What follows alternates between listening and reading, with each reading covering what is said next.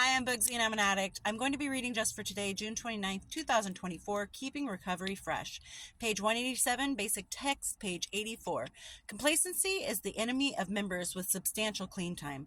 If we remain complacent for long, the recovery process ceases. After the first couple of years in recovery, most of us start to feel like there are no more big deals. If we've been diligent in working the steps, the past is largely resolved and we have a solid foundation on which to build our future.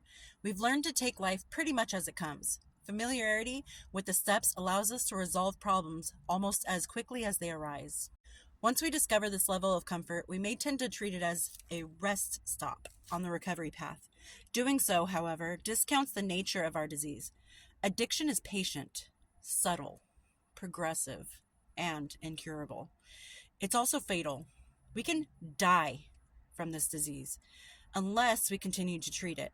And the treatment for addiction is a vital, ongoing program of recovery. The 12 steps are a process, a path we take to stay a step ahead of our disease. Meetings, sponsorship, service, and the steps always remain essential to ongoing recovery. Though we may practice our program somewhat differently with 5 years than with 5 months, it doesn't mean the program has changed or become less important, only that our practical understanding has changed and grown.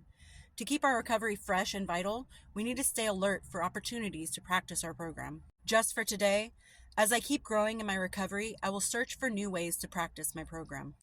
It's very important for us to not become complacent in anything in life, really. The dishes pile up and you see them so often that you just kind of put it off, put it off, put it off until you're normal. It's a normal thing you see every day, so it's not that important to do. Same thing with our recovery. We start to look at our recovery as like, I've got this, I'm good. And eventually we start to think that we can't relapse because look how many years or even months or decades I have. There's no way I can relapse, but I've seen people come into those rooms at 28 years sober starting from day one because they relapsed. And what the literature said about the addiction being subtle, progressive, and incurable is completely true. Every single day we need to be aware that we have this disease, we have this addiction that's just sitting inside of us waiting to be released again. And it is so important for us to understand how easily we can get back into that addiction, how easily we can slip up. We got addicted quickly. We tried it once or twice, and then all of a sudden it became 2, 3 years, 4 years, 5 years, 6 years, 7 years, and so on and so forth. And it is so easy for us to just fall down again.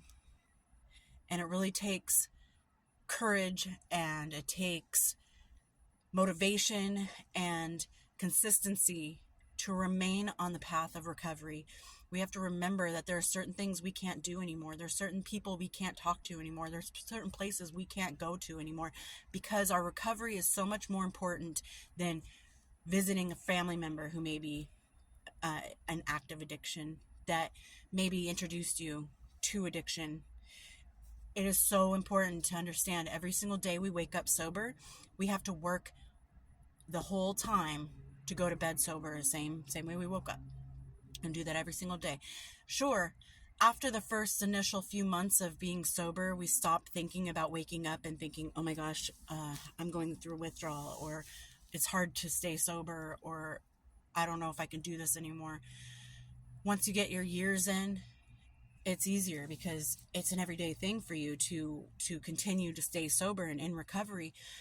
But it's not to say that something might happen in life, not happen in life, that will make you go back, spiral back. You lose a family member, a friend, you lose your job, you break up with your loved one or your significant other, and you just don't know how to handle it. And the only way you knew how to handle it before was to use or to drink. And you have to really keep that in a conscious mind of, okay, this horrible thing just happened in my life, but I cannot go to the bar. No, I cannot go visit that friend. No, I cannot go to that place. I cannot fall back into my addiction because of this. And we have to take what the program has taught us. We have to take what the steps have taught us, what recovery has taught us, and we have to apply that to being able to understand our feelings of loss, or understand our feelings of anger or hurt, and understand that we can push through this and we can do it sober. It's hard sometimes, and for some people it's harder than others. But just reach out to somebody who can help you stay off that ledge, because that fall is going to be even further than it was the first time. And I hope everyone's doing well out there, and I'll talk to you later. Bye.